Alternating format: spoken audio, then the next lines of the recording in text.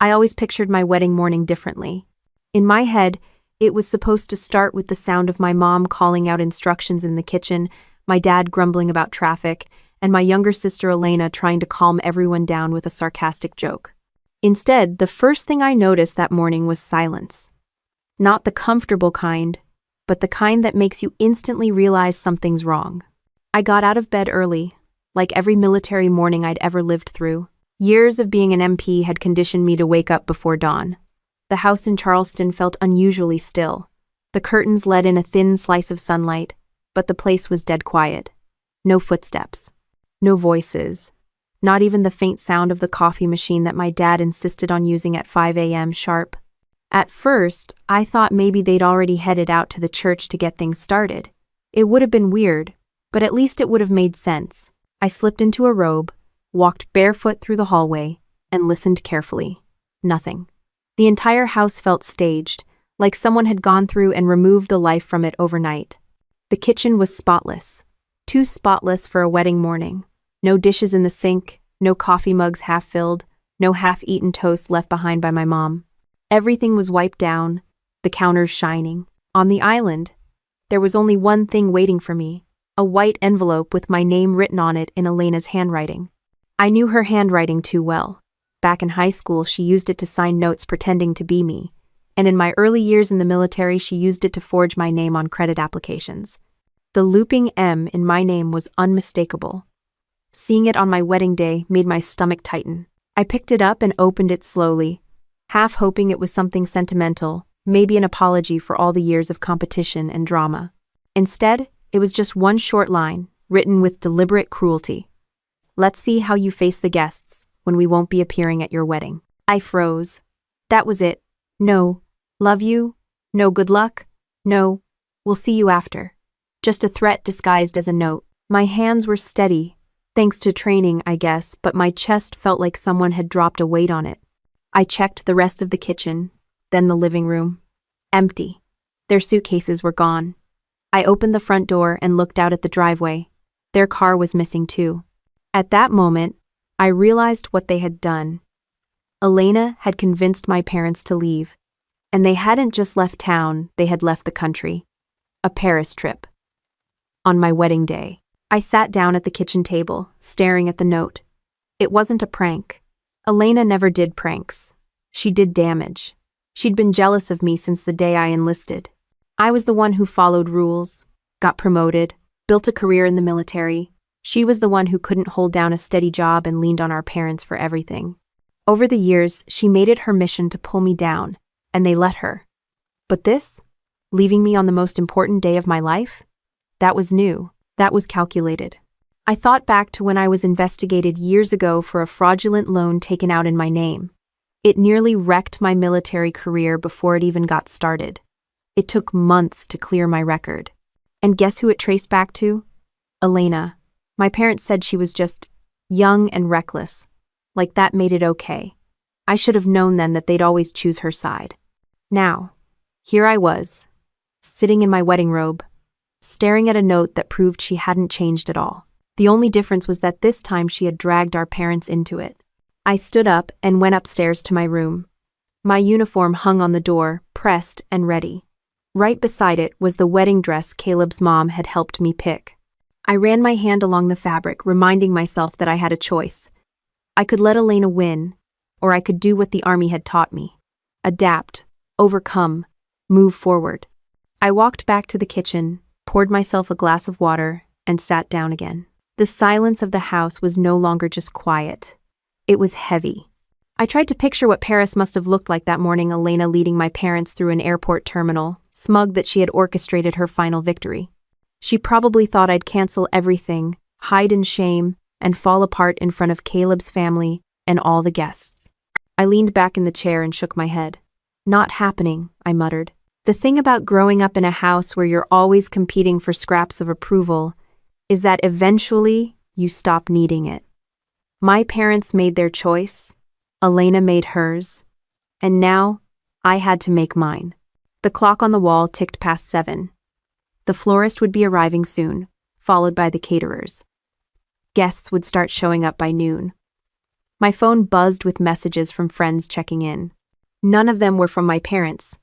None from Elena. I grabbed the envelope again, folded it, and stuck it in the drawer. I wasn't going to let her words sit on the table like some centerpiece. She didn't deserve that spot. The kitchen was still spotless, but I finally noticed the faint scent of flowers drifting in from the backyard. The garden was filled with roses and lilies, arranged the night before. My mother's favorite scent was all over the house, but she wasn't here to see it. The irony wasn't lost on me. I opened the back door and stepped outside for air. The yard was calm, chairs already set up for the ceremony. The archway was decorated just the way I'd pictured it. For a second, it looked perfect. But the truth was, hanging in my chest, the people who were supposed to stand in the front row weren't coming. They'd traded me for a vacation. I let the thought burn for a moment, then forced myself to push it away. My wedding wasn't about them. It wasn't about Elena's petty games or my parents' weakness. It was about Caleb and me. And if they wanted me to break, they'd have to keep waiting. I closed the door, straightened my robe, and walked back through the silent house. There were still a million things to do before the ceremony.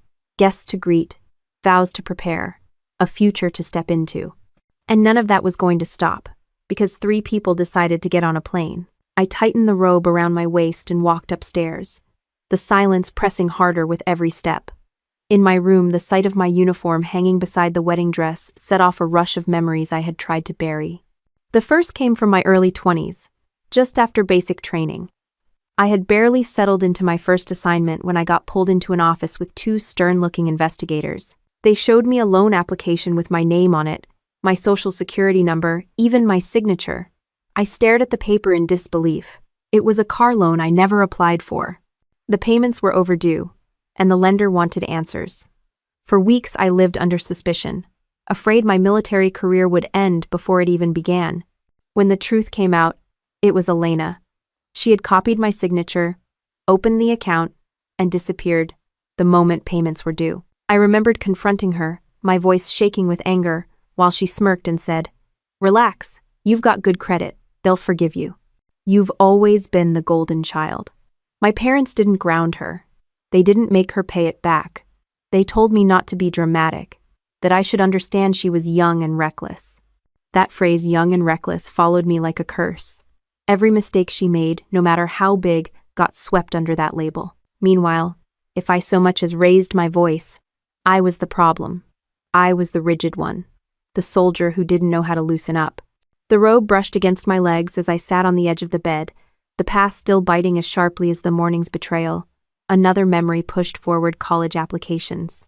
I had worked nights to save for the SAT prep courses while Elena had blown through her allowance. The night before my test, I found my ID missing. I tore my room apart. A week later, I learned she had tried to use it to sneak into a club. My parents laughed it off as sisters being sisters. I walked into the test center the next morning on 3 hours of sleep and sheer fury. I still passed, but I never forgot the casual way they dismissed her sabotage. In the army, betrayal wasn't just disappointing, it was dangerous. You learn to trust the person next to you with your life. That's why Elena's games cut so deep. She wasn't just a selfish sister. She was someone who treated loyalty like a joke. I stood up and paced the room. The carpet muffled my steps, but in my head, I heard the sharp cadence of drill sergeants shouting commands. Stay focused, keep moving, don't let weakness show. Those commands had shaped me, but growing up in my family had tested me even harder. Another flash hit me. A Christmas years back. I had saved half of my deployment pay to surprise my parents with a new washing machine after theirs broke down. I came home on leave, excited to give it to them. By the time I arrived, Elena had already convinced them to buy a car for her with her savings. Except it wasn't her savings. It was the money I wired home, money I thought went into a joint account for the family. When I asked where it went, my mother told me, "Your sister needed it more. You'll always land on your feet." Didn't you? That phrase stuck to me like barbed wire. I'll always land on my feet. Translation: you don't need us, so we'll keep feeding her. They never understood that surviving didn't mean I didn't bleed. I touched the wedding dress again, my fingers brushing the lace. Caleb's mother had helped me choose it, her eyes lighting up when she saw me step out of the fitting room. "You look strong," she said. "Not pretty, not dainty. Strong." It was the first time I felt a family member, or at least someone's family saw me for what I really was. Meanwhile, Elena was probably parading through an airport in Paris, proud of what she'd pulled off. She had always craved the spotlight, but only by dimming mine. This wedding should have been about me, about Caleb, about the life we were building. Instead, she had staged her exit like some kind of cruel performance. I walked over to the dresser and pulled out the bottom drawer. Inside were old folders, pay stubs, orders, commendations, proof of every step I'd fought for. On top was a letter from my commanding officer years ago, congratulating me on being promoted after that lone incident had cleared. It reminded me of the lesson the Army had hammered into me over and over. You control what you can control. Everything else is noise. The problem was, Elena had always been very loud noise. I leaned against the dresser and let out a slow breath. This morning's letter wasn't just another dig. It was her final attempt to prove I couldn't stand on my own without their approval. But that assumption was her mistake. I had been standing on my own for years, carrying scars she never even knew about. The scent of flowers from outside drifted in through the cracked window. I thought of the guests arriving later, of Caleb waiting for me, of Monica driving down from base to stand by my side. Those were the people who mattered. Those were the ones who deserved my focus. Still, the memories didn't let go easily. Betrayal had a way of sticking to you, reshaping how you saw the world. Every time Elena forged my name, every time she stole what I worked for, every time my parents looked the other way, it built the wall I stood behind now. And maybe that wall was the only reason I wasn't already on the floor crying. I closed the drawer and straightened up. The robe felt heavy on my shoulders, but my spine stayed straight. Whatever Elena thought she'd accomplished this morning, she was wrong. She wanted me broken. She wanted me humiliated. But the only thing she'd given me was another reminder of why I didn't need her anymore. My reflection in the mirror caught my eye. Hair messy, face bare, but eyes sharp. That was me. Not the helpless sister, not the forgotten daughter. The soldier, the bride. The woman who wasn't going to let Elena's jealousy write the ending. I pulled the window shut, blocking out the sound of passing cars. My hand lingered on the glass, cool against my skin, steadying me. The past had already taken enough from me. It wasn't going to take today. The glass was still cool under my hand when I finally turned away from the window and walked back into the hallway. The silence clung to everything.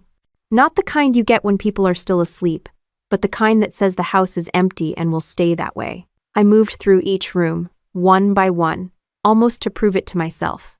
The living room was spotless, the couch cushions lined up neatly, the family photos all in their places.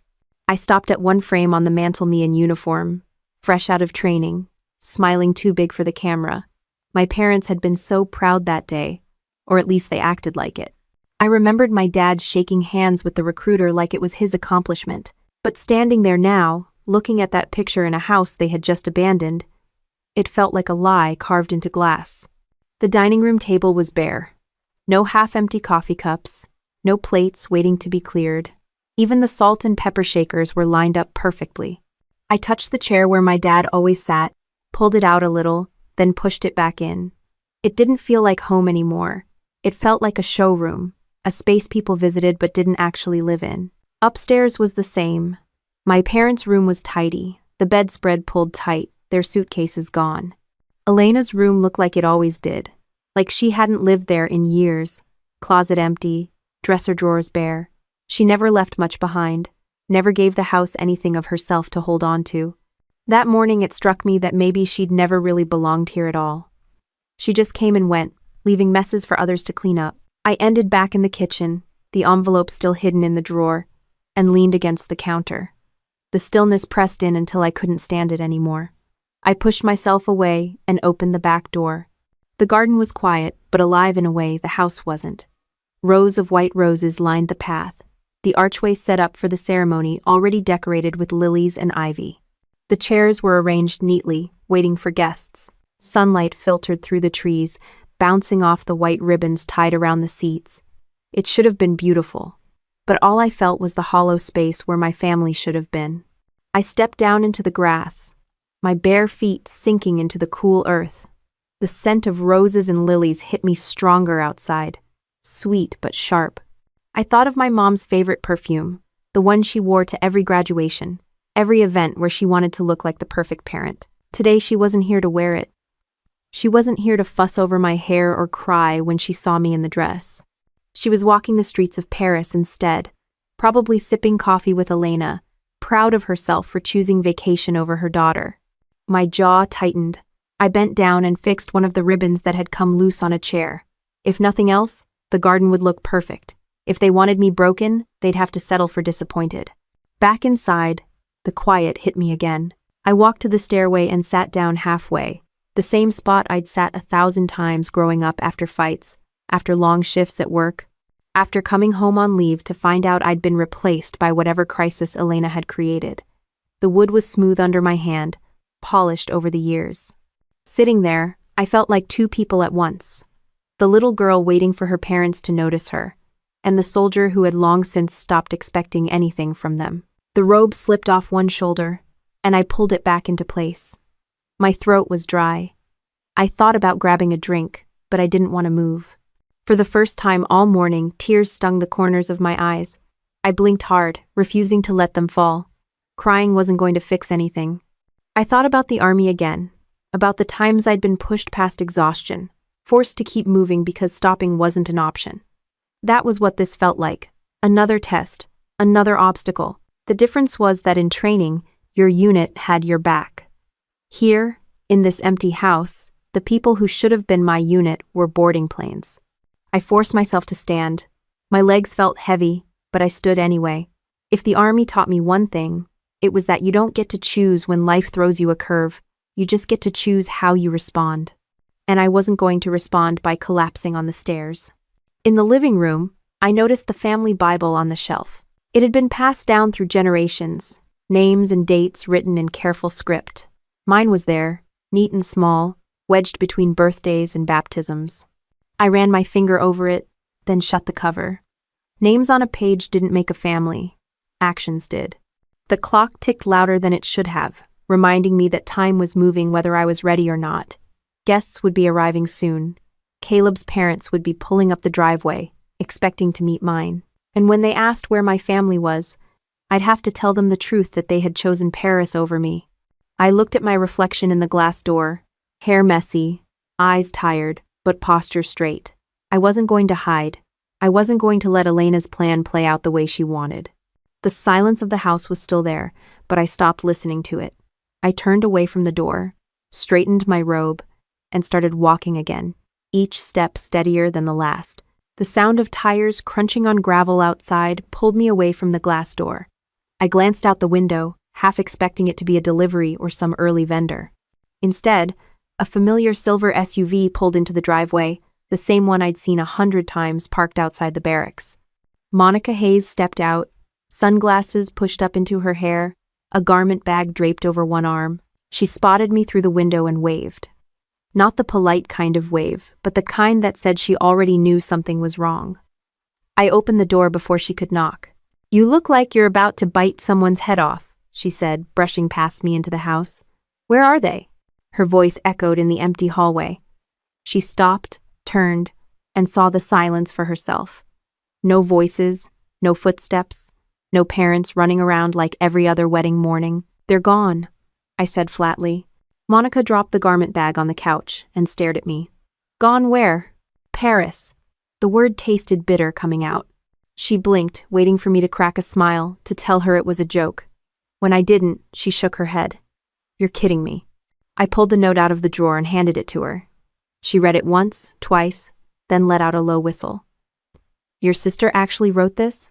I nodded. "She's unbelievable," Monica muttered, crumpling the paper in her fist before setting it down on the counter.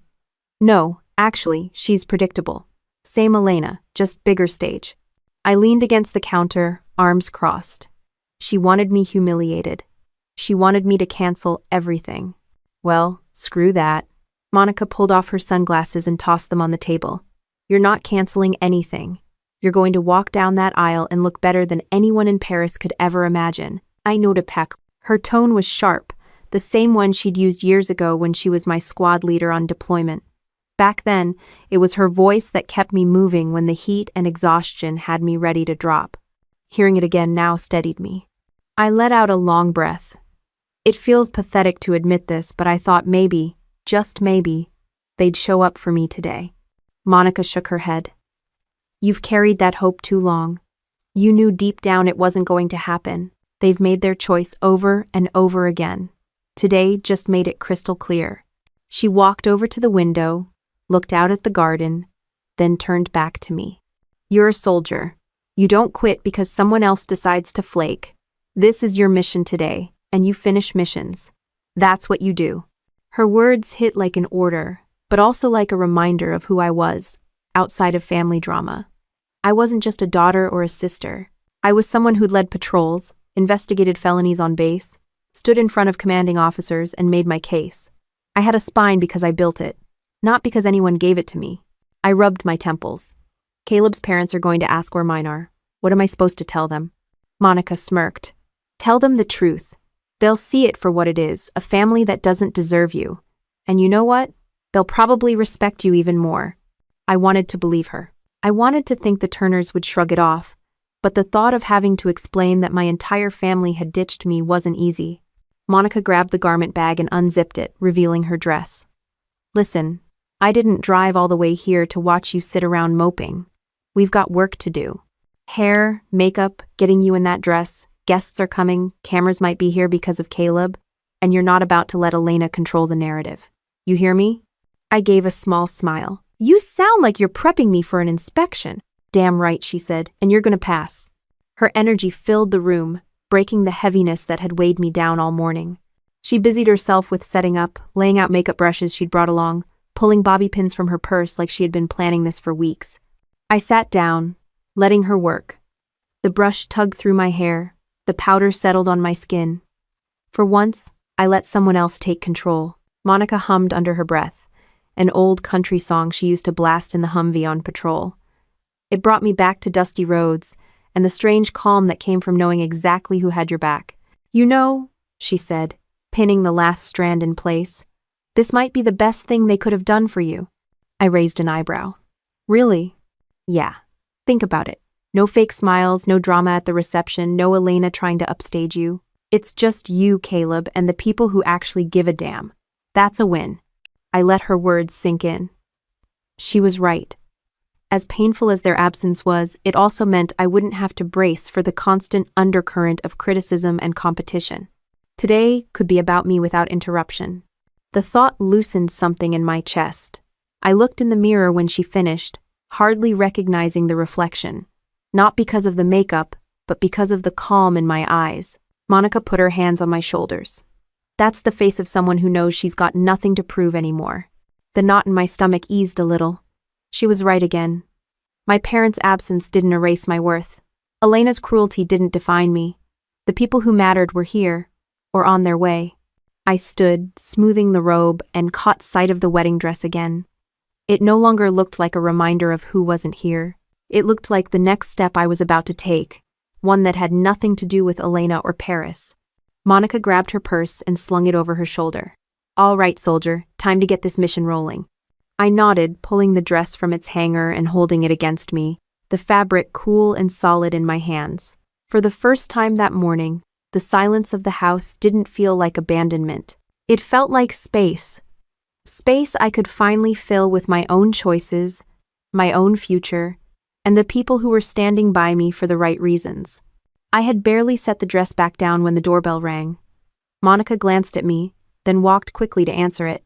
Through the frosted glass, I saw two figures standing tall, perfectly put together in a way that screamed money but not arrogance. When the door opened, Caleb's parents stepped inside, their presence filling the entryway more than any furniture ever could. Henry Turner shook Monica's hand firmly, then turned to me with a warm smile that crinkled the edges of his eyes. Evelyn followed close behind, her perfume light, her voice even lighter. Marissa, sweetheart, you look radiant already. Where are your parents? The question landed like a stone in my stomach. Monica shot me a quick look as if to say, be straight with them. I took a breath and met Evelyn's eyes. They're not coming. They left for Paris this morning. Evelyn blinked, confusion flickering across her face. Henry frowned, clearly trying to process what he just heard. On your wedding day? He asked, the disbelief thick in his tone. I nodded. Yes, it was their choice. The silence stretched a beat too long, the weight of their absence louder than words. Then Evelyn stepped forward, wrapped her arms around me, and said, "Then today, you have us. You are our daughter, Marissa. Don't think for a second that you're standing alone." Her embrace caught me off guard. For a split second, my body stiffened, expecting judgment or pity, but there was none, only warmth. She smelled faintly of roses, the kind you'd find in the gardens of old Charleston estates. It reminded me of what a mother's hug should feel like. Henry clapped me gently on the shoulder the way a commanding officer might. "Listen," he said, voice steady. "Families can make mistakes, some bigger than others, but you're joining ours today, and we don't walk out on our own." Something in me unclenched hearing that. For once, I didn't feel like I had to defend myself or explain why my own blood had abandoned me. I could just let their words stand. Monica, never one to let a heavy moment sit too long, spoke up.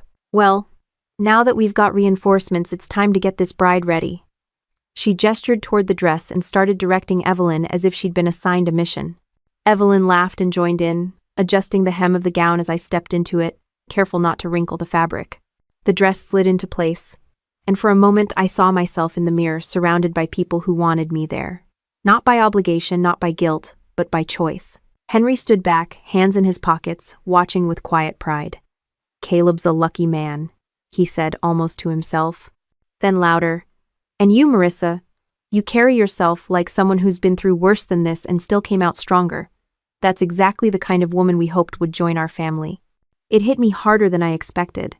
My parents had never said anything like that. They never called me strong, never acknowledged what I had survived or achieved. To hear it from Henry, on this day, filled a part of me I didn't realize was starving. Evelyn stepped back and clapped her hands. "Perfect. Absolutely perfect. Let the world see how much you deserve this." The moment might have ended there, but the sound of cars pulling up outside reminded us the day wasn't waiting. Guests began arriving, voices carrying through the open windows as laughter and greetings filled the air. From the second-floor window, I could see women in bright dresses stepping out of cars, men straightening ties, children running ahead toward the garden. I swallowed hard. This was it. The house that had felt so empty an hour ago was now alive with people, yet the front row would still be missing the faces I once thought I couldn't do without. Evelyn noticed the shift in my expression. She leaned in and said softly, "Don't look for them. Look at who's here. These are the people who want to celebrate you." Her words grounded me. I nodded, adjusting the veil Monica had pinned into place. Henry cleared his throat. "I'll head outside and make sure everything's ready. We've got guests to greet. Don't keep them waiting too long, soldier." The last word carried a note of respect, not mockery. I gave him a small smile. "Yes, sir." He grinned and headed toward the garden. Evelyn followed, pausing just long enough to squeeze my hand before stepping out. Monica stayed behind, giving me a once-over, as if she were inspecting a recruit. "You're good," she said finally. "You're solid. They can't touch you today." Her words landed with the weight of a vow. The quiet from earlier seemed distant now, drowned out by the sounds of guests arriving, voices blending into a rising hum. The house wasn't empty anymore. It was full, in all the right ways. I straightened my posture, adjusted the dress once more, and let the voices carry through the open window. Whatever Paris looked like right now, it had nothing on this. The noise outside swelled as more cars lined the street, doors slammed and voices drifted into the house. Laughter floated through the open windows, mixed with the click of heels on the walkway and the shuffle of chairs being pulled across the lawn. I moved toward the front of the house, the dress brushing the floor, Monica trailing behind me like a guard, making sure I didn't bolt. Through the side window, I spotted guests stepping into the garden. A college friend waved at someone I barely recognized. Two of Caleb's business partners shook hands with a distant cousin of his, their polished shoes sinking slightly in the grass. The sight should have been comforting, but a murmur kept surfacing in the crowd. I caught fragments. "Where's her family? And not even her parents?" Whispers disguised as polite conversation. I gripped the doorframe tighter, the wood pressing into my palm. Monica noticed and leaned in. "Let them talk. People always talk. What matters is you walking down that aisle. That shuts everybody up." I let out a short laugh, more breath than humor, but it helped. I reminded myself that whispers couldn't kill me. I'd survived worse.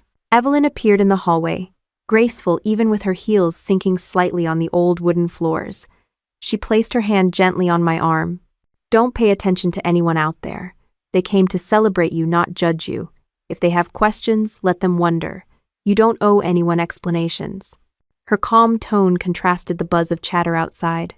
I nodded, grateful, then turned toward the mirror one last time. My reflection stared back, veil in place, eyes sharp, shoulders squared. For once, I didn't see the little girl desperate for approval. I saw someone ready to step into the spotlight, family or no family. Henry poked his head in. We're ready out there. The officiant is in place. Guests are seated. His voice carried the steady assurance of a man who'd managed boardrooms, but he softened it when his eyes landed on me. You look like you could take on the world. Monica muttered. She already has. End of 2.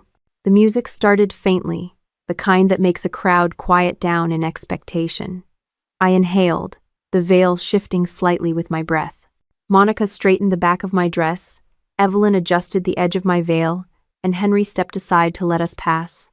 As I reached the garden entrance, the shift in atmosphere was immediate. The chatter died, replaced by the collective hush of guests turning their heads. Rows of faces blurred together, some curious, some smiling, a few probably still wondering where my family was. But front and center, Caleb stood waiting, his eyes locked on mine. For a second, the world narrowed to just him. His expression wasn't pity. It wasn't even surprise. It was steady pride, like he'd known all along this was how it would play out. That steadiness anchored me. The officiant's voice welcomed everyone. But my focus stayed on Caleb.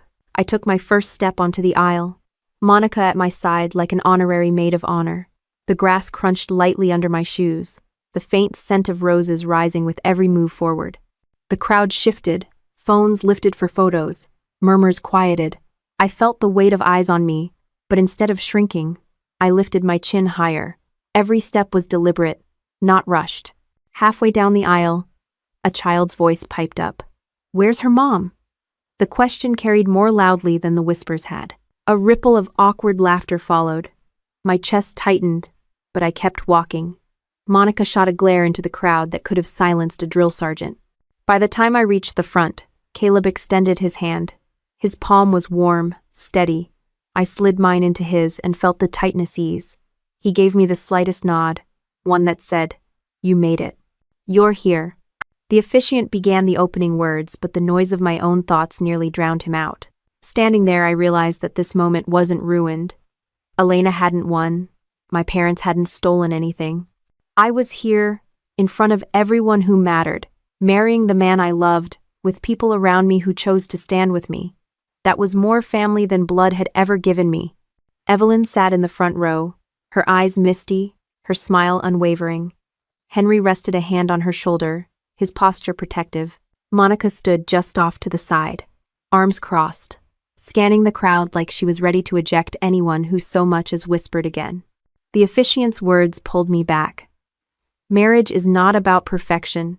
It's about commitment, even when things aren't perfect. The line hit harder than it should have, like it was meant for me alone. I tightened my grip on Caleb's hand, feeling the truth in it. Nothing in my life had been perfect. Certainly not my family. But commitment, the kind he was offering me, the kind Monica and the Turners had shown, was worth everything. The breeze shifted, carrying the faint sound of a car driving away down the street.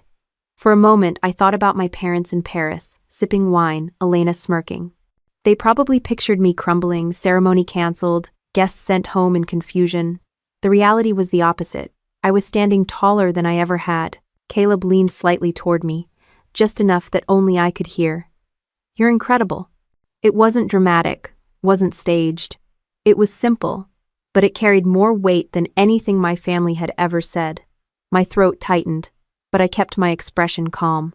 The officiant invited the crowd to bow their heads for a moment of reflection. The garden went quiet, birds chirping faintly in the distance. I let the silence settle, but this silence was nothing like the one in the house that morning. This one was alive, filled with people present for the right reasons. When the officiant raised his head again, the ceremony continued, but my focus stayed on Caleb, on the warmth of his hand, on the knowledge that I wasn't standing alone. The voices in the crowd, the whispers, the missing faces, they faded into background noise. What mattered was right in front of me, steady, waiting, and real. The officiant's voice carried steady through the garden, but out of the corner of my eye, I caught a flash of light. Then another. At first, I thought it was just guests snapping photos, but when I shifted slightly, I saw the truth. A camera crew stood at the edge of the lawn, tripod set up, a guy with a boom mic, another adjusting the focus on a shoulder rig. I leaned toward Caleb just enough to whisper, "Seriously?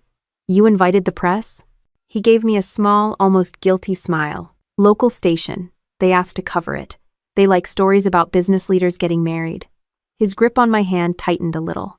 "I didn't think it would bother you." I let out a short breath through my nose. Of course, the Turners would attract attention. Caleb's projects were always in the paper, new housing developments, donations to veterans groups, community events. Him getting married was the kind of thing that drew coverage. I just hadn't prepared to be in the spotlight today. The camera panned across the guests, then landed on me. A bright light flared, softer than military floodlights, but still enough to make me blink. I felt the heat rise in my cheeks, but I squared my shoulders.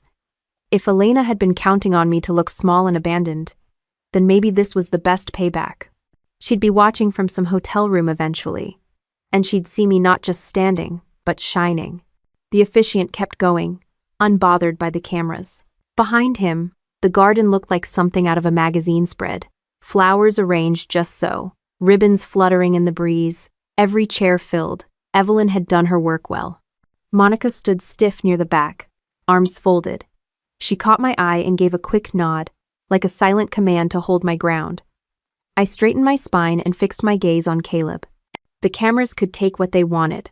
I wasn't performing for them. A photographer stepped closer to the aisle, snapping shots of me and Caleb holding hands. For once, I didn't feel self-conscious. My uniform training kicked in chin level, posture steady, eyes forward. Not a soldier on duty, but not far from it either. The officiant asked us to face each other fully. I turned toward Caleb, blocking out everything else.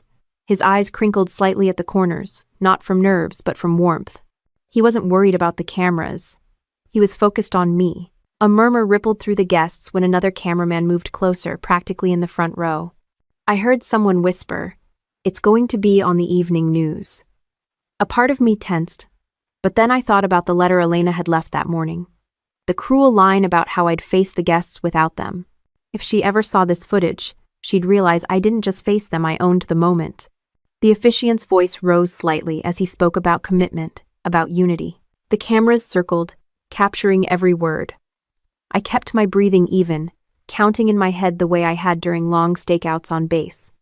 Calm in, steady out. When the officiant invited Caleb's father to step forward to give a short blessing, Henry did so without hesitation. He cleared his throat and said, "Today is not just about two people joining together. It's about building a family, even when family looks different than what you expected. And I can say with pride that Marissa is already one of us." The crowd applauded lightly. The cameras zoomed in. My throat tightened, but not with sadness, with relief.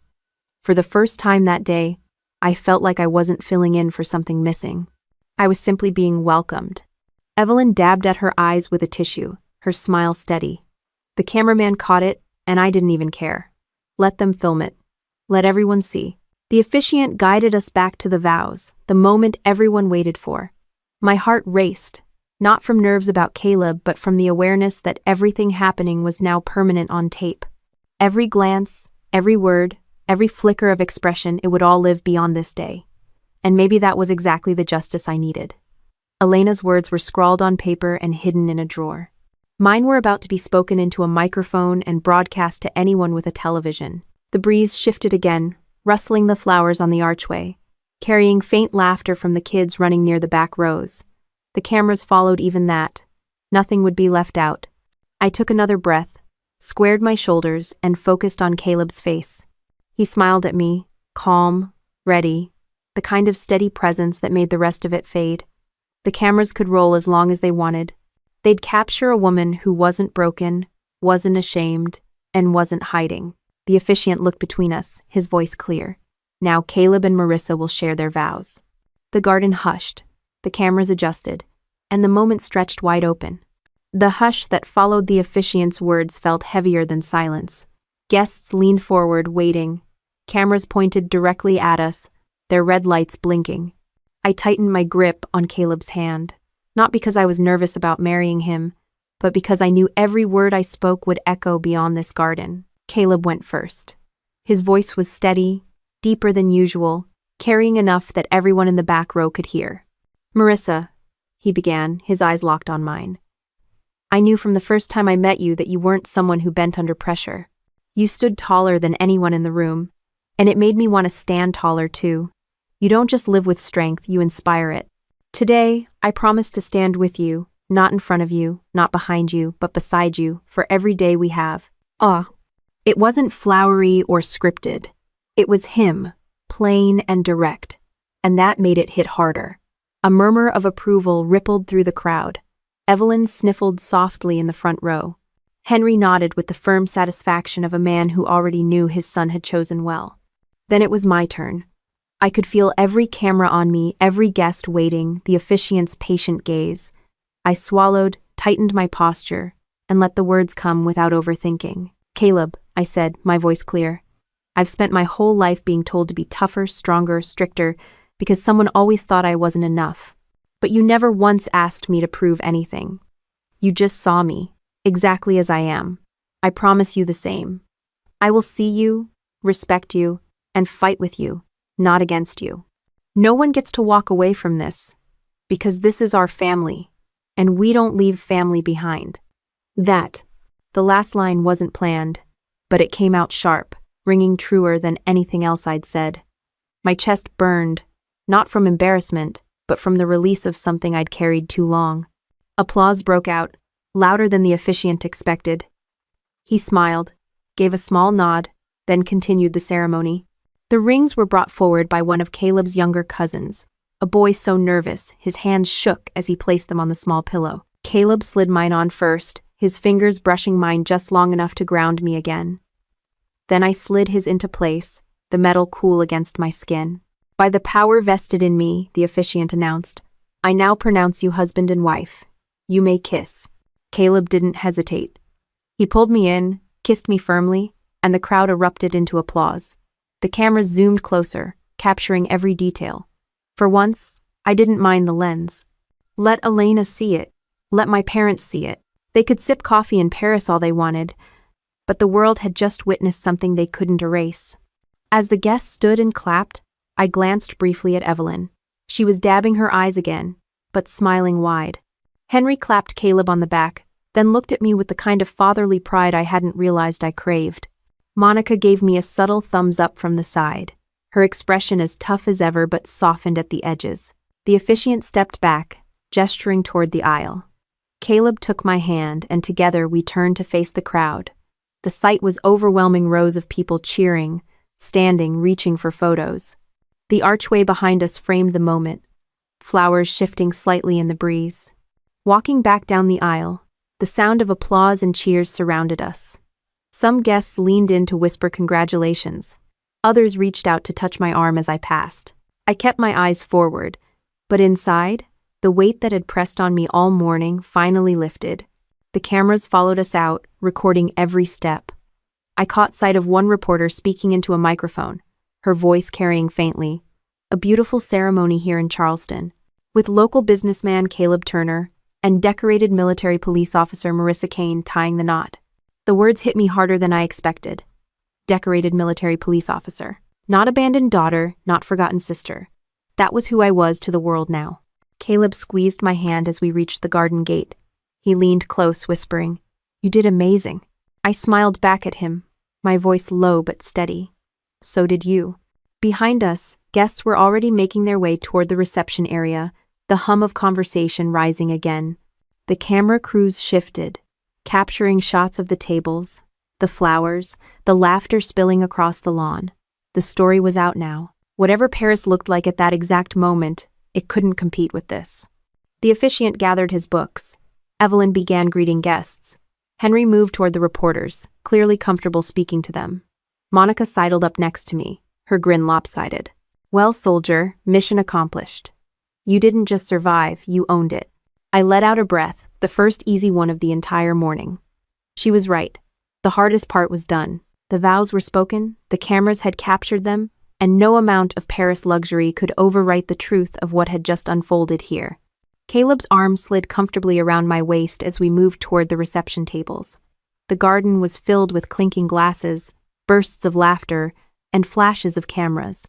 The scene wasn't what I had pictured years ago, but it was better, stronger, real. The ribbon chairs, the scent of roses, the hum of voices, every piece of it stitched together into something that felt whole, even without the people who had chosen to leave.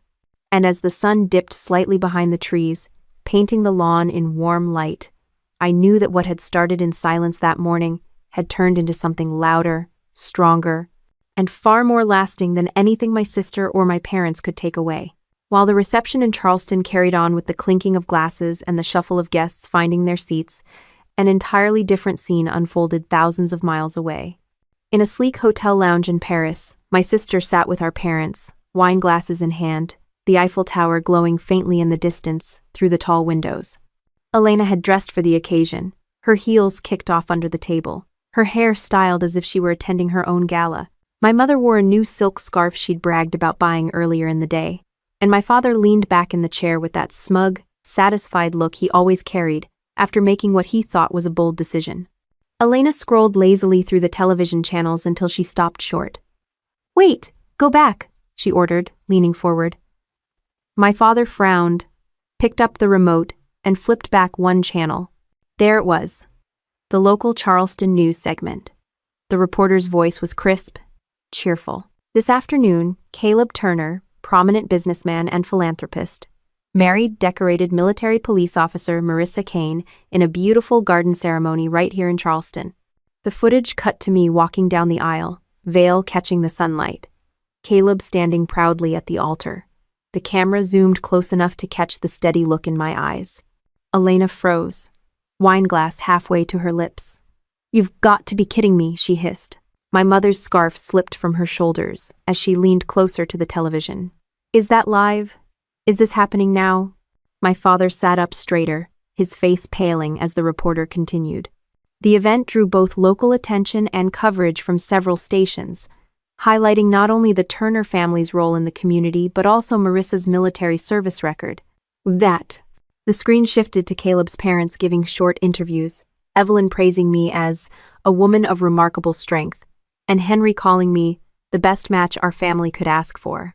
The hotel room went silent except for the television. Elena's jaw clenched so tightly I could imagine her teeth grinding. She slammed the wine glass onto the table, the red liquid sloshing over the rim. She knew. She planned this. She wanted us to look like idiots. Avon. My father rubbed his temples, muttering, "Millionaire family? Since when does she—" He trailed off, still staring at the screen as if seeing me for the first time. The footage returned to the vows. My voice carried across the hotel speakers. "I will see you, respect you, and fight with you, not against you. No one gets to walk away from this because this is our family and we don't leave family behind." The irony wasn't lost on them. My mother's lips trembled, her hand clutching the armrest. "She said that because of us," she whispered, as if confessing something she didn't want Elena to hear. Elena shot her a glare. "Don't you dare act guilty now. She's twisting it. She's making us look like the villains." The broadcast showed the kiss, the cheers, the camera flashes. Guests clapping, smiling, confetti tossing through the air, Caleb's arms around me as if nothing in the world could shake him. Elena stood abruptly, pacing the room like a caged animal. "This is humiliating. Do you understand what people are going to think? They'll say we abandoned her and she upgraded without us. We'll look pathetic." My father didn't answer. His eyes stayed glued to the screen, watching as Caleb and I walked back down the aisle, the crowd cheering. He'd always measured people by money and reputation, and now, for the first time, he realized I had both in spades without any of them at my side. The reporter closed the segment with a smile. It was a day to remember, not only for the Turners and their guests but for the entire Charleston community. The logo flashed, then the program cut to commercials. Elena grabbed the remote and hurled it onto the couch. She thinks she's better than us now. Just wait. She'll answer when she realizes family doesn't disappear that easily. My mother shifted uncomfortably, her voice low. Elena, she didn't need us. She never did. And maybe we're the ones who… Stop, Elena snapped. Don't you dare take her side. But the damage was already done. The image of me on television, radiant and celebrated, wasn't something Elena could erase with a sharp word or a forged signature. It was public. It was undeniable. Back in Charleston, I laughed at something Caleb whispered into my ear as we made our way toward the reception table. The sound carried, light and unforced, and the camera caught it too. The contrast between my joy and the storm brewing in that Paris hotel room couldn't have been clearer. Elena stood with her arms crossed, pacing harder, her shoes clicking against the marble floor. My father finally spoke, his voice heavy. She doesn't need us anymore. For once, my mother didn't argue. She sat quietly, staring at the blank screen after the broadcast ended, her scarf pooling in her lap. Elena let out a bitter laugh, sharp and humorless. We'll see about that. Lay. But even as she said it, her reflection in the window betrayed her, the twist in her mouth, the fury in her eyes, the fear underneath. Because, for the first time in her life, Elena Kane wasn't in control of the story.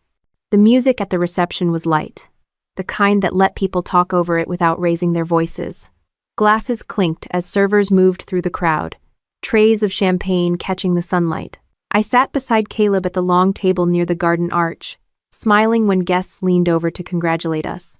For a while, I let myself sink into the rhythm of it all, the laughter, the small talk, the easy warmth.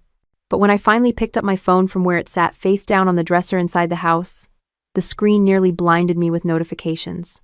Missed calls stacked one on top of another, filling the entire display. The number at the top read 92. I blinked, locked the screen, then unlocked it again, but the number only grew as the phone vibrated violently in my hand. By the end of the hour, it would cross 200. Voicemails flooded in too. I pressed play on the first without thinking. My mother's voice burst through, sharp and frantic. Marissa, you need to call us back right now. We just saw everything. Why didn't you tell us it would be televised? Do you have any idea how this makes us look? Her voice cracked on the last word. I clicked to the next. My father this time, his tone clipped, angry. This isn't funny.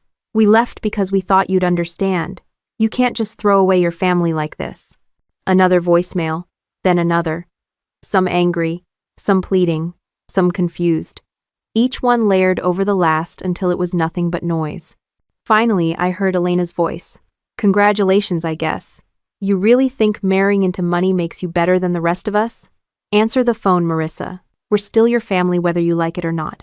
Her tone carried that same old superiority, the one she used every time she wanted to remind me I'd never escape her shadow. But this time, it rang hollow.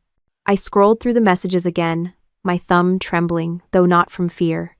The sheer desperation, the whiplash between rage and pleading it was like watching them scramble for control after realizing they'd lost it. Another voicemail blinked in, and I hesitated before pressing play. It wasn't Elena this time. It was Adam, my cousin. His voice was softer, uncertain. Hey Marissa, I saw you on television. You looked incredible, honestly like a movie star. I know things are messy, but I just wanted you to know, you deserve it. For the first time since I picked up the phone, my throat tightened. Adam had always been the quiet one, caught between the chaos of Elena and the indifference of my parents. Hearing him speak without bitterness cut through the noise like a clean edge. But as the phone kept buzzing, the screen lighting up over and over with their names, I set it face down on the table again. I wasn't going to let them hijack the day. Monica slipped in through the doorway, carrying 2 glasses of champagne. She handed one to me, her eyes flicking toward the vibrating phone. Looks like the circus is back in town, she said dryly. You have no idea, I muttered, taking the glass. She smirked. I don't need to. I can hear it buzzing from outside. I picked up the phone once more, looked at the endless list of missed calls, then put it back down, screen first. They saw it all, I said, my voice low. Every word, every vow, every second of it. Monica leaned against the dresser, crossing her arms. Good. Let them choke on it. They wanted you broken. and instead they got front row seats to you, thriving. Her words hit exactly where I needed them. I took a sip of champagne, the fizz sharp against my tongue. Back outside, the reception rolled on. Caleb's father laughed with a group of guests. Evelyn danced with one of the nieces, and the sound of clapping followed her. Caleb found me by the doorway, slipping his arm around my waist. "Everything okay?" he asked, his eyes flicking toward the phone. "Everything's fine," I said, meaning it. The music shifted into something faster, couples filling the makeshift dance floor. For a moment, the vibration of the phone on the wooden dresser felt like background percussion to the celebration outside. But unlike the music, it never stopped. At one point, Evelyn wandered inside, curious. She noticed the phone buzzing endlessly on the table and raised her brows. Persistent, aren't they? I gave her a small smile. That's one word for it. She squeezed my hand. You don't owe anyone your peace. Remember that. Then she left as gracefully as she'd entered, her perfume lingering faintly behind. As the evening wore on, the number on my phone climbed past 300 missed calls. Messages stacked until the notification bar looked endless. But every time I glanced at the screen, I felt less pulled toward it. Their voices had been the soundtrack of my childhood, demanding, guilt-tripping, commanding. Now, they were just noise competing with the laughter outside, and losing badly. Caleb and I danced under the string lights strung across the garden. Guests clapped along, cameras still capturing bits and pieces of the celebration. The night air was warm, filled with the scent of roses and barbecue from the caterers. For once, the world felt balanced. After a few songs, we stepped aside, catching our breath. I slipped back into the house, phone still buzzing on the dresser. I picked it up, scrolled through the names Mom, Dad, Elena over and over again. Finally, I pressed the power button until the screen went black. The sudden silence was absolute, like cutting a cord that had been wrapped around my chest for years. I set the phone down and walked back outside, the sound of laughter growing louder as I joined the crowd again. The string lights glowed, the champagne sparkled in glasses, and Caleb's arms slid naturally back around me. The buzzing was gone. The night was ours. The reception carried on well into the evening, voices mellowing as the sun sank low over the garden. String lights flickered on, casting a soft glow across the tables. I stood near the edge of the lawn, holding Caleb's hand while guests mingled, the hum of conversation drifting like a tide. For the first time that day, I let myself breathe without the weight pressing down on my chest. Caleb excused himself to talk to a group of his colleagues, leaving me a moment alone by the rose bushes. I leaned against the wooden post of the archway, my dress brushing the grass, and tilted my head back to look at the stars. The silence was different here. Not empty like the house that morning, not frantic like the endless buzzing of my phone. This was quiet that felt earned. I thought about the calls again, the way my mother's voice had cracked, the anger in my father's tone, Elena's smug attempt to pull me back into the chaos. They had shouted, begged, cursed, all from thousands of miles away, and I hadn't answered once. That silence wasn't weakness. It was power. For years, I had wasted breath trying to explain myself to people who didn't want to understand. Every decision became an argument, every achievement minimized. I enlisted to build a future, and they called it a phase. I got promoted, and they said it was luck. I survived deployment, and they accused me of abandoning Elena. Every word I ever spoke to them had been bent, twisted, or ignored. Not this time. The stars above stretched wide, cold, and steady, reminding me of nights on base when we'd sit outside after long shifts, trading stories and pretending the world wasn't as heavy as it was. Those nights taught me something. Silence could heal. It could give you space to breathe, to think, to be. Tonight, silence wasn't just space, it was the weapon I finally got to choose. I heard footsteps behind me, steady and familiar. Caleb's arm slid around my waist, his chin brushing my shoulder. "You okay?" he asked softly. I nodded, keeping my eyes on the sky. "Yeah, I really am." He kissed the side of my temple, his warmth steady against me. "Good, because that's all I wanted today, to see you happy, no matter what else happened." The words sank deep, easing something I hadn't realized I was still holding on to. I turned to face him fully, looking at the man who had stood steady while my own family tried to cut me down. His eyes were calm, not searching for cracks, not asking for more than I was already giving. "I don't think I've ever been happier," I said, the truth ringing sharp and clean. Caleb smiled, pulling me closer. Around us, the laughter of guests rose again as someone toasted loudly near the tables. Monica's voice cut through with some sarcastic remark that got the crowd roaring. For once, I didn't feel like I was outside looking in. I was part of it.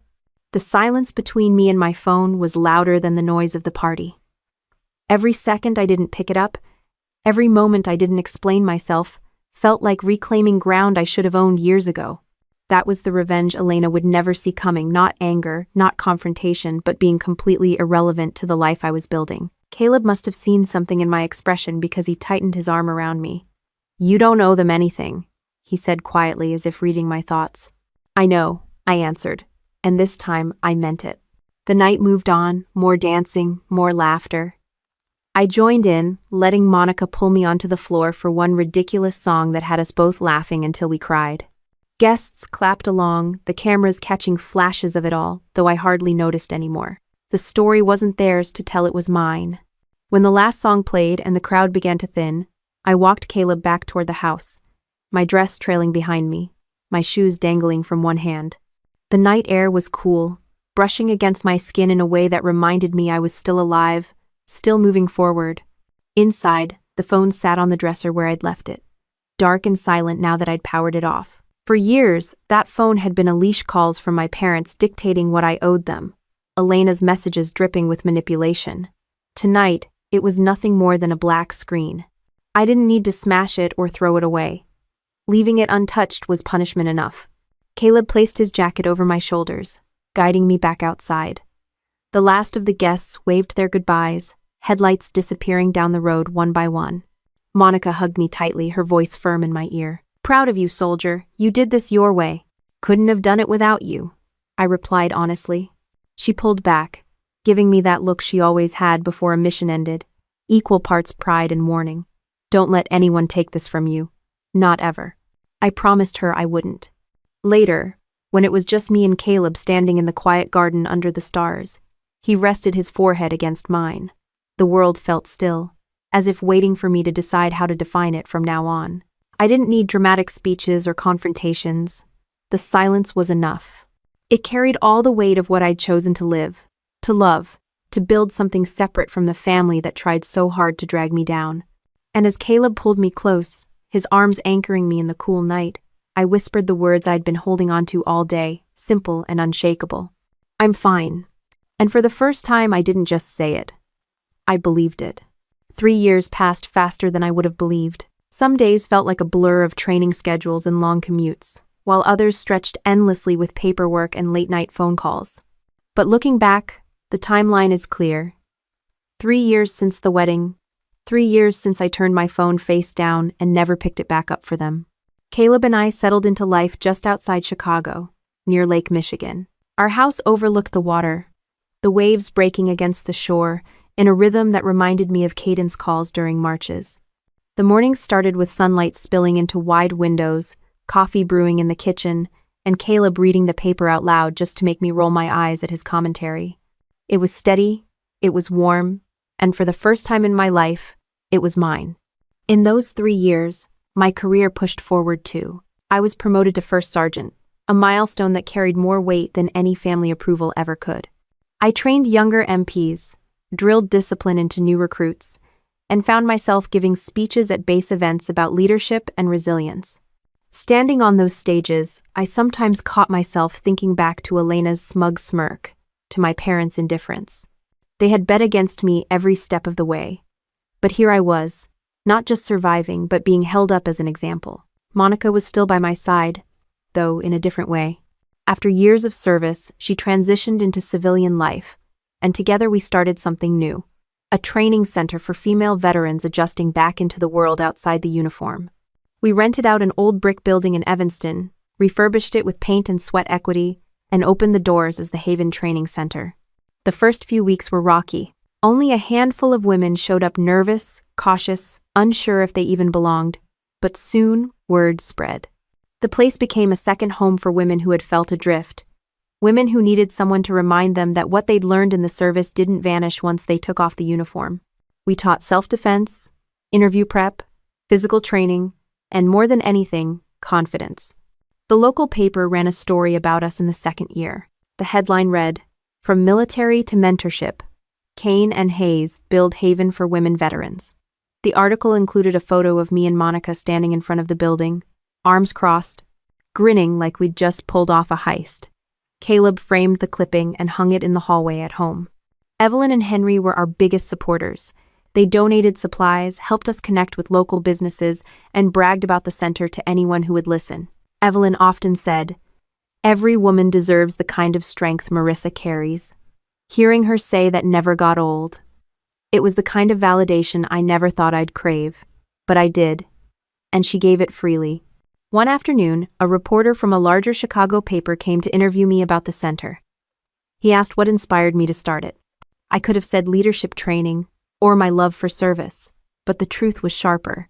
I looked him in the eye and said, "Because I know what it feels like when the people who are supposed to have your back don't, and I want to make sure no one else has to stand alone." He scribbled it down quickly, his expression thoughtful. A week later, the quote ran in bold on the front page of the lifestyle section. Friends from base texted me pictures of it, some teasing, others proud. Caleb brought home extra copies. Monica rolled her eyes at the fuss but smiled anyway. The recognition grew. We were invited to speak at conferences, asked to share our story on panels. Sometimes I still caught myself waiting for the other shoe to drop, for Elena to show up, for my parents to send another guilt-ridden message. But none came. Their silence was almost as loud as mine, and I realized I didn't need their noise anymore. At the center, we celebrated milestones. One of our trainees landed her first civilian job in security management. Another finished college classes she had been too scared to start before. Each success felt like proof that building something new was worth every hour we'd poured into it. Caleb was busier than ever with his family's business, but he made time. He came to events, stood in the back, clapping the loudest, and never missed a chance to remind me how proud he was.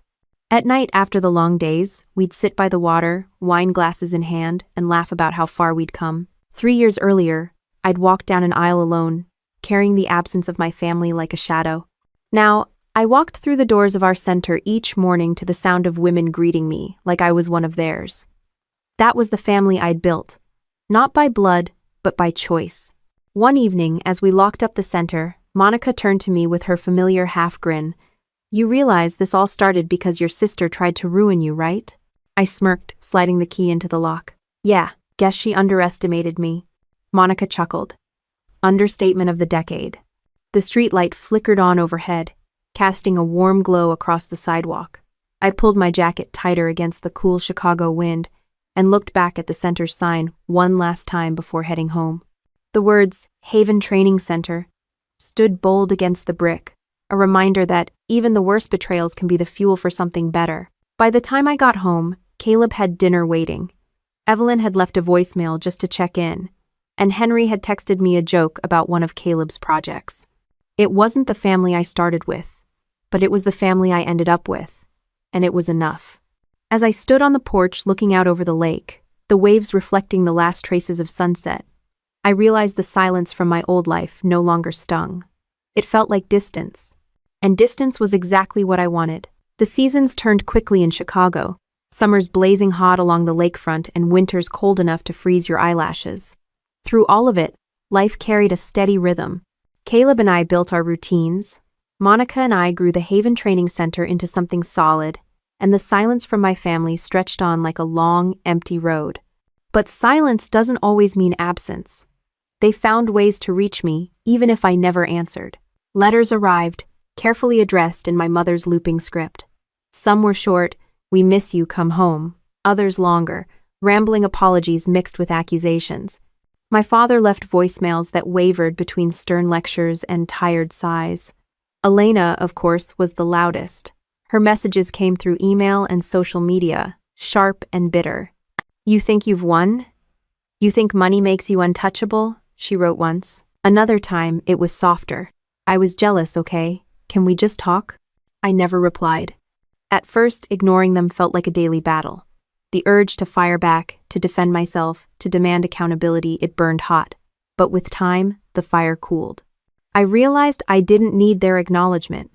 Every day I woke up in a home I'd built, surrounded by people who chose me, not out of obligation, but out of love. That was enough proof of who I was. The world around me kept moving. The Haven Center expanded into the second floor, adding classrooms for job training and small offices for counseling sessions. A local news station filmed a segment about us, showing clips of women sparring on mats, learning interview skills, and sharing meals together. Watching it on television, I thought about how far I'd come since that wedding day. Caleb thrived too. His business projects grew, but he never let them overshadow us. He made it clear our marriage was his priority, and that steadiness carried us through everything. Evelyn and Henry became my anchors, showing up at every event, never missing a chance to brag about me in front of anyone who would listen. They weren't filling a gap left by my parents, they were creating something new, something real. 3 years turned into a life that looked nothing like the one my family had predicted for me. They had told me I'd fail, that I'd fall apart without their guidance. Instead, I had found peace. Not in shouting matches or dramatic reconciliations, but in the simple act of living well. Every so often, Monica would nudge me about the silence. "You sure you don't want to answer? Just once, to let them know you're alive?" I always shook my head. They can see I'm alive. They just can't touch it. The truth was, revenge didn't need to be loud. It didn't need confrontation. Revenge was me waking up every day without needing them. Revenge was the laughter in my kitchen when Caleb tried to cook and failed spectacularly. Revenge was the applause at the Haven Center graduations when women I'd trained walked across the stage to start new lives. Revenge was silence, the kind they couldn't break no matter how many calls or letters they sent. One evening, I sat on the back porch with Caleb, watching the sun set over the water. He poured me a glass of wine and asked, "Do you ever regret it? Cutting them off?" I thought for a long moment. The sky burned orange and pink, the waves carrying the colors out to the horizon. "No," I said finally. "I regret giving them so many chances before, but not this. This was the right choice." He nodded. No argument, no lecture, just quiet agreement. That was the thing about Caleb he never pushed, never demanded. He trusted me to know my own boundaries. The silence from my family continued. Sometimes, when a new letter arrived, I'd toss it into the drawer without opening it.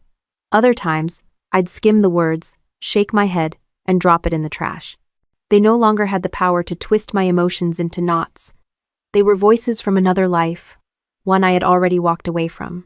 At the Haven Center, a young veteran once asked me how I managed to stay strong when my own family turned their backs.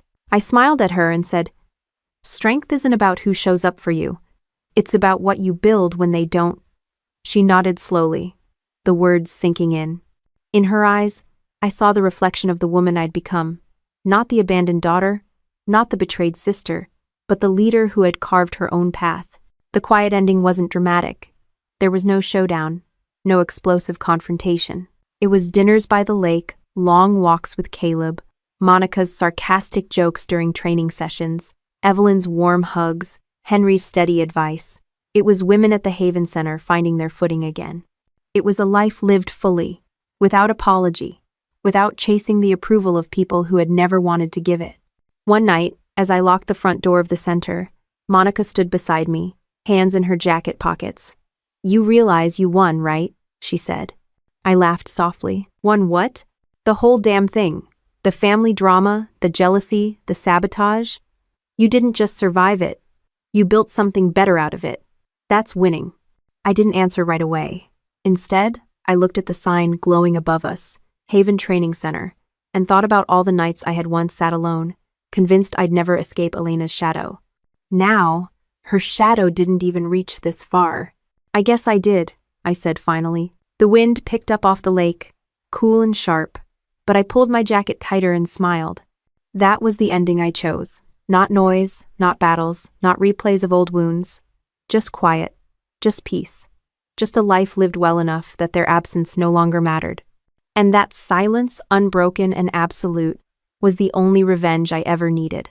Looking back now, I don't think of my family's absence as a wound anymore. It was the lesson I needed, the push that forced me to stop chasing what was never going to be given. My silence was never weakness. It was the clearest statement I could make. I built a marriage, a career, and a community without them. And every laugh in my home, every success at the Haven Center, every sunrise by the lake proves what I already know. The best revenge isn't anger or confrontation, it's peace. It's living so fully that the people who tried to break you don't even get a mention in the story of your life.